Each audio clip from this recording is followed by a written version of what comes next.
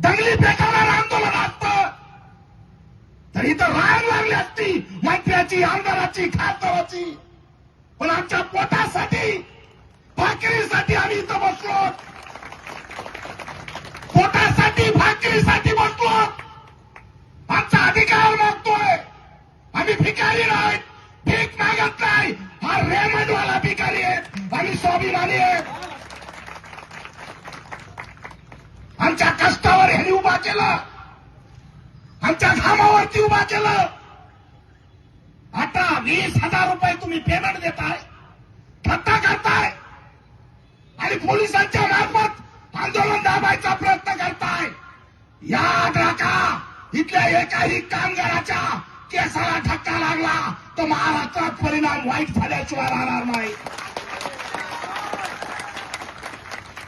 12 तासाच्या आत, उद्याची उद्या जर कामगाराचा मुद्दा मार्गी लावला नाही तर अचानकपणे अधिवेशनात घुसायला सुद्धा आम्ही कमी करणार नाही, हा सुद्धा इशारा होतोय. हे निर्णय बंद करा, जाळ भरा, बंद करा, पेटून उठा. आमच्या बापाने, आपल्या बापाने सांगितलंय, हक्क जर मिळवायचा असेल तर तो हिसकावून घ्यावा लागेल, त्याशिवाय मिळत नाही. हे डॉक्टर बाबासाहेब आंबेडकरांनी सांगितलं.